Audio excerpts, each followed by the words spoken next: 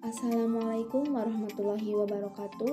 Kami dari kelompok 4 dengan anggota Alin Lindayani, Taisa Azahfarda, dan saya sendiri Irma Kurniawati. Video ini akan membahas tentang asuransi umum dan asuransi syariah. Asuransi adalah pertanggungan dalam bentuk perjanjian antara kedua belah pihak, satu pihak sebagai pembayar iuran dan pihak lain memiliki kewajiban memberikan jaminan sepenuhnya kepada pembayar iuran jika terjadi sesuatu menimpa dirinya atau hartanya. Perasuransian diatur dalam Undang-Undang Republik Indonesia Nomor 40 Tahun 2014. Perkembangan perusahaan asuransi di Indonesia mulai berdiri pada tahun 1816. Perusahaan asuransi yang pertama bernama Samarangsea didirikan oleh pemerintah kolonial Belanda yang bertujuan untuk melindungi risiko orang-orang Belanda dan armada laut pengangkut rempah-rempah. Di Indonesia, sampai saat ini terdapat 50 perusahaan asuransi, terutama asuransi jiwa. Hal ini disebabkan karena populasi penduduk meningkat, sedangkan kesadaran berasuransi masyarakat Indonesia masih rendah dan penetrasi pasar asuransi masih relatif kecil. Seiring berkembangnya zaman dan kemajuan teknologi, kepercayaan masyarakat di Indonesia terhadap asuransi menunjukkan adanya peningkatan dikarenakan pertumbuhan industri asuransi, perubahan pola pikir masyarakat untuk kebutuhan keberlangsungan hidup di masa mendatang, serta kerja keras para industri asuransi dalam mensosialisasikan produk-produk asuransi. Apa tujuan asuransi umum? Tujuan utama dari asuransi adalah pengalihan risiko pribadi ke perusahaan asuransi. Yang pertama, sebagai pembayaran ganti rugi. Jika suatu ketika terjadi peristiwa yang menimbulkan kerugian, maka kepada tertanggung yang bersangkutan akan dibayarkan ganti kerugian seimbang dengan jumlah nominal yang telah diasuransikan. Kedua, pembayaran santunan diadakan berdasarkan perjanjian bebas atau sukarela antara penanggung dan tertanggung. Biasanya asuransi jenis ini disebut sebagai asuransi sosial. Contohnya, asuransi dalam hubungan kerja. Ketiga, kesejahteraan anggota. Jika beberapa orang berhimpun dalam suatu perkumpulan, maka perkumpulan itu sepenanggungan. Jika terjadi peristiwa kerugian, maka dalam perkumpulan tersebut akan membayar uang kepada anggota yang bersangkutan. Apa saja unsur-unsur yang termasuk dalam asuransi? Pertama, adanya pihak peserta. Kedua, adanya pihak penanggung. Ketiga, peristiwa atau kejadian. Keempat, polis asuransi, yaitu dokumen sah yang mengatur tentang perjanjian asuransi. Kelima, klaim asuransi. Jenis-jenis asuransi yang paling populer pada saat ini. Yang pertama, asuransi jiwa, yaitu asuransi yang memberikan pelayanan jasa dalam penanggulangan risiko yang dikaitkan dengan hidup atau meninggalnya seseorang yang dipertanggungkan. Kedua, asuransi umum.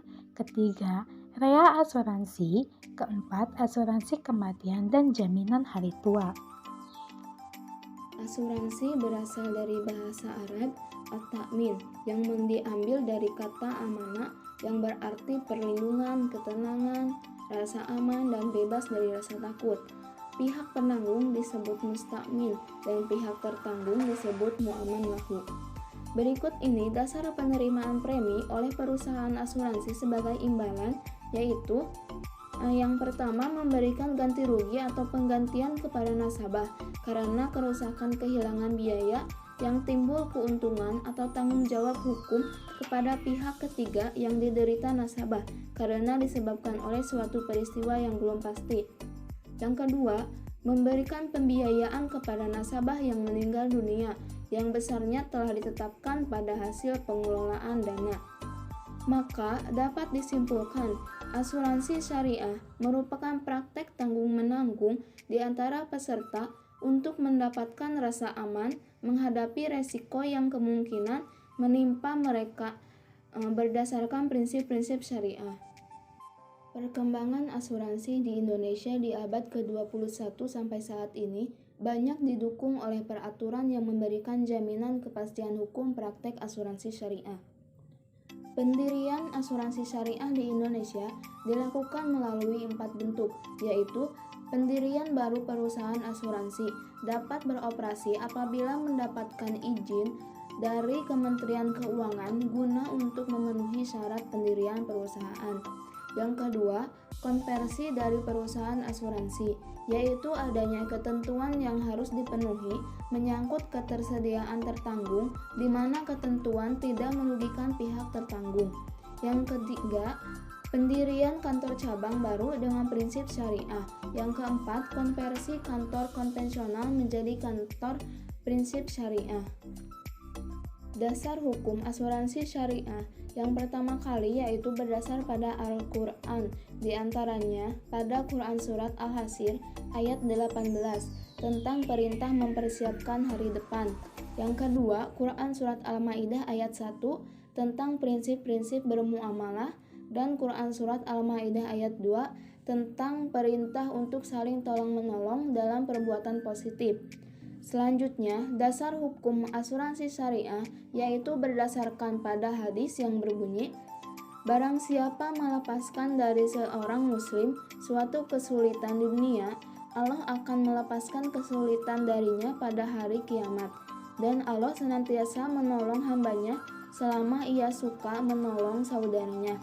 Hadis riwayat Muslim dari Abu Hurairah. Kemudian, dasar hukum asuransi syariah ini juga berdasar pada hukum positif di Indonesia, di antaranya pada Undang-Undang Nomor 40 Tahun 2014 tentang peransurasian dan Fatwa DSN Nomor 21 Tahun 2001. Akad-akad dalam asuransi syariah. Akad yang terdapat dalam asuransi syariah merupakan praktek tanggung-menanggung di antara sesama penanggung. Secara garis besar, ketika penanggung mengikuti dalam program perusahaan asuransi syariah, akan diberikan akad yang harus sesuai dengan syariah. Yang pertama, akad tijaroh. Akad tijaroh ini adalah akad yang dilakukan untuk tujuan komersial. Biasanya bentuk akad ini adalah akad mudharabah. Akad tijaroh ini untuk mengelola uang tertanggung yang telah disetorkan kepada perusahaan asuransi sebagai pihak pengelola dan nasabah sebagai pemilik harta. Akan tetapi, ketika perjanjian habis, maka uang asuransi yang diakadkan akan dikembalikan. Yang kedua, akad tabaruk adalah semua bentuk akad yang dibuat untuk tujuan amal dan keselamatan, bukan hanya untuk tujuan komersial. Akad tabaru adalah hibah dan tidak dapat merubah menjadi akad tijaroh. Dalam akad ini, pemberian hibah digunakan untuk menolong penanggung yang terkena musibah, sedangkan perusahaan yang mengelola dana hibah tersebut. Dalam akad tijaroh dan akad tabaru terdiri dari beberapa akad yang mengikuti dalam pelaksanaannya. Akad-akad tersebut yaitu yang pertama akad wakalah bil ujrah, yang kedua akad mudharabah, yang ketiga akad mudharabah mustarokah. Prinsip-prinsip asuransi syariah. Yang pertama, tauhid. Prinsip utama yang paling penting dari setiap bentuk tabungan dalam syariat Islam adalah prinsip tauhid. Setiap aktivitas kehidupan manusia harus didasarkan kepada nilai-nilai ketuhanan. Yang perlu kita ingat dalam berasuransi adalah bagaimana membuat suasana dan kondisi bermuamalah yang tertuntun dalam nilai ketuhanan. Yang kedua, keadilan. Keadilan adalah sebagai upaya dalam menempatkan hak dan kewajiban antara nasabah dan perusahaan asuransi. Keuntungan yang didapat oleh perusahaan dari hasil investasi dana nasabah harus dibagi sesuai dengan akad yang disepakati sejak awal. Yang ketiga, tolong-menolong. Kegiatan berasuransi harus berdasarkan dengan adanya rasa tolong-menolong antara nasabah dan perusahaan asuransi terkait. Praktik tolong-menolong dalam asuransi merupakan unsur utama membentuk bisnis transaksi. Yang keempat, kerjasama. Prinsip kerjasama merupakan prinsip mendunia yang selalu ada dalam literatur ekonomi Islami. Kerjasama dalam bisnis asuransi dapat berbentuk dalam akad yang dijadikan acuan antara anggota nasabah dan perusahaan asuransi. Akad yang dipakai dalam asuransi dapat memakai konsep mudharabah atau musyarakah. Yang kelima, amanah. Prinsip amanah dalam organisasi perusahaan dapat terbentuk dari nilai-nilai pertanggungjawaban perusahaan melalui penyampaian laporan keuangan. Setiap periode perusahaan asuransi harus memberi kesempatan bagi nasabah untuk mengakses laporan keuangan perusahaan. Yang keenam, kerelaan. Kerelaan dalam bisnis asuransi dapat diterapkan pada nasabah untuk mempunyai motivasi merelakan sejumlah dana yang disetorkan ke perusahaan asuransi yang difungsikan sebagai tabaruk dengan tujuan untuk membantu nasabah. Larangan riba. Dari segi bahasa, riba adalah tambahan, sedangkan menurut syariat Islam berarti yaitu sesuatu yang khusus. Perniagaan dalam Islam itu halal, sedangkan riba itu haram. Jual beli dengan pola berpikir manusia saling membutuhkan satu sama lain, karena tidak akan mencapai semua keinginan kecuali jual beli yang menjadi permasalahan bagi mereka. Larangan garar. Garar adalah al-qida dalam pengertian bahasa, yaitu suatu tindakan yang di dalamnya diperkirakan tidak ada unsur keriduan. Secara konvensional menurut Syafi'i, kontrak dalam asuransi jiwa dikategorikan sebagai akad tabaduli atau akad pertukaran, yaitu pertukaran premi dan biaya pertanggungan. Dalam syariah, akad pertukaran harus jelas antara biaya pertukaran berapa banyak yang akan kita terima, atau nominal atau jumlah uang pertanggungan. Nah, yang terakhir, larangan maisir. Maisir berasal dari kata yars yang berarti mudah karena memperoleh kekayaan dengan menghalalkan segala cara tanpa memperhatikan bagaimana hukum menurut agama, di mana dalam hal ini Allah Subhanahu wa taala telah memberikan penegasan pengharaman praktek judi dalam segala kegiatan ekonomi. Produk asuransi umum syariah. Yang pertama, asuransi kendaraan bermotor. Ada dua jenis asuransi kendaraan bermotor yang cukup terkenal, yaitu komprehensif atau gabungan yang biasa disebut all risk dan total loss only. Asuransi komprehensif adalah untuk mengganti kerugian atau kerusakan yang disebabkan oleh semua jenis kendaraan bermotor kecuali polis asuransi, misalnya kaca depan atau lampu depan rusak karena benturan. Yang kedua, asuransi kebakaran. Dalam asuransi kebakaran, berbagai macam barang dapat diasuransikan, tetapi barang-barang yang ada di dalam rumah tersebut harus tercatat atau tertulis dalam polis asuransi. Asuransi dapat diganti atau dijamin karena berbagai alasan, namun ada juga penyebab kebakaran yang tidak ditanggung oleh perusahaan asuransi.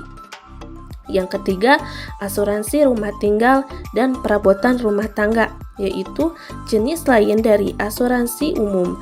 Jenis asuransi ini menjamin kerugian yang disebabkan hilang atau rusaknya perabotan yang berada di lokasi bangunan yang dipertanggungkan akibat risiko seperti kebakaran, tindak kejahatan, dan bencana alam, contohnya gempa bumi.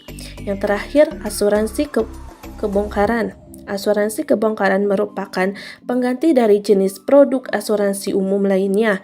Jenis asuransi ini menjamin kerugian atas barang-barang yang dimiliki dan ditempatkan pada bangunan yang dipertanggungkan akibat pencurian atau perampokan yang dilakukan dengan perusakan dan pemaksaan.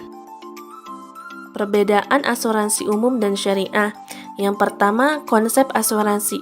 Di dalam konvensional, perjanjian antara dua belah pihak atau lebih, di mana pihak penanggung meningkatkan diri kepada pihak tertanggung dengan menerima premi asuransi sebagai bentuk pergantian kepada tertanggung.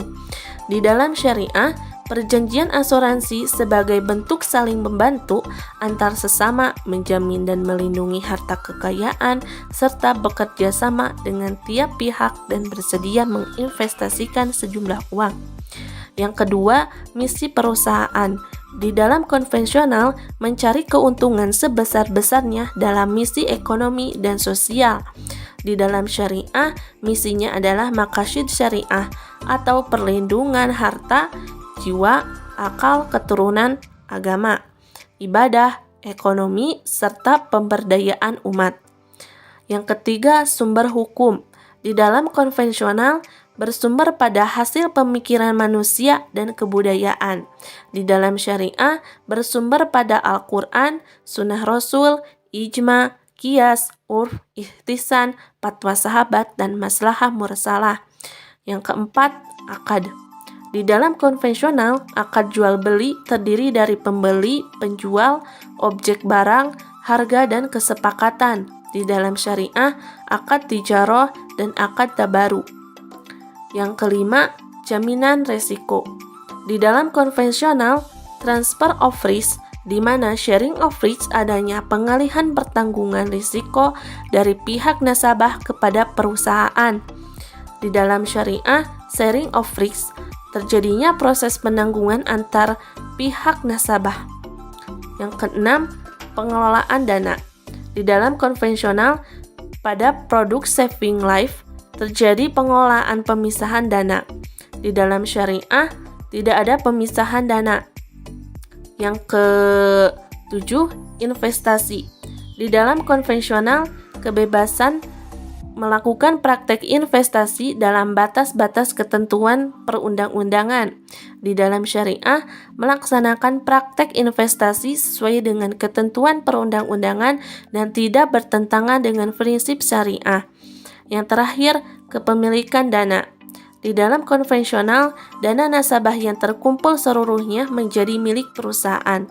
Di dalam syariah, dana nasabah yang terkumpul dalam bentuk iuran biaya atau kontribusi merupakan milik peserta.